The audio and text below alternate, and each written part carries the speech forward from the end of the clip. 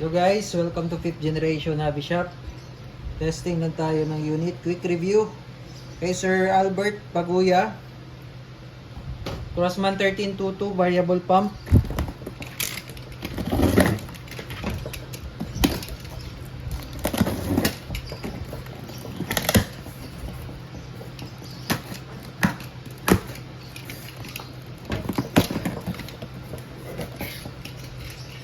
So, bali ito yung mga kasama sa box.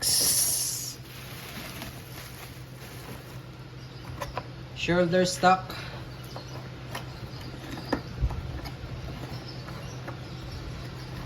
Pwede rin siya sa Crossman 1377, yun yung 177 model.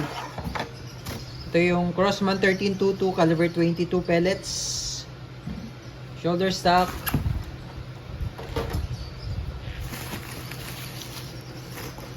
May kasama na rin siyang bala, pointed, 14.3 grains, 175 shots.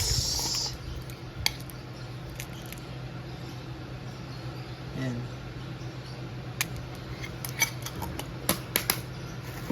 May kasama na rin siyang ammo pouch, iPro. Ayan, ito yung unit.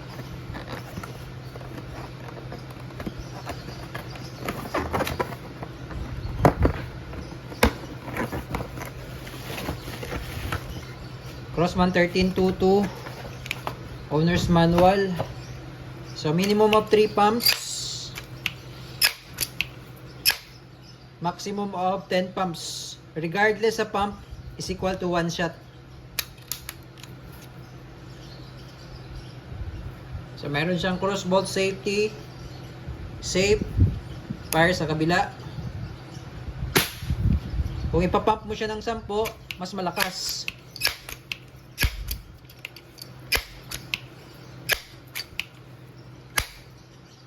Yan.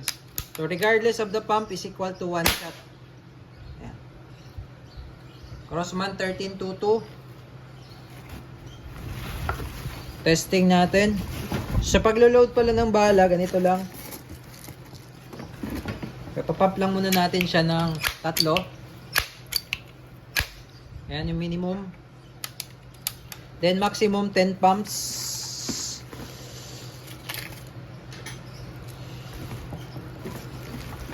Bolt action sa single shot. Load.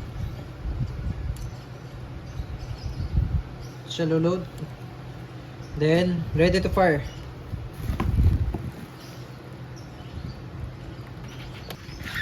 Testing natin siya dito. Lagyan na natin ng markings.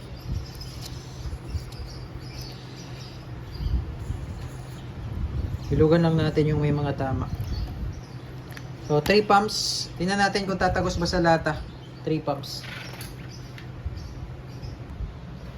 3 pumps.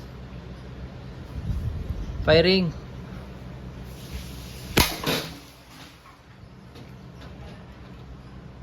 Ito yung result ng 3 pumps. Hindi siya tumagos. First layer butas. Subukan naman natin sa 10 pumps. 10 pumps.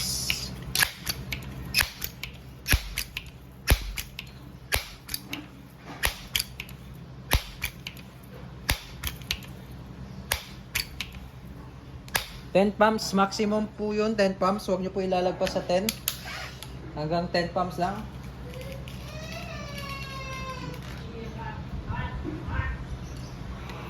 Load. Lagyan na natin markings.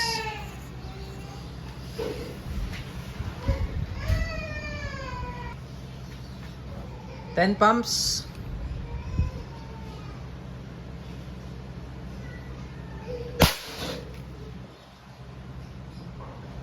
So 10 pumps, tagos.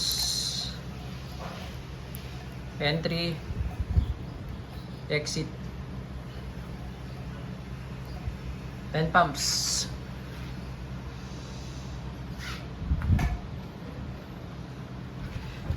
Crossman 1322 variable pump.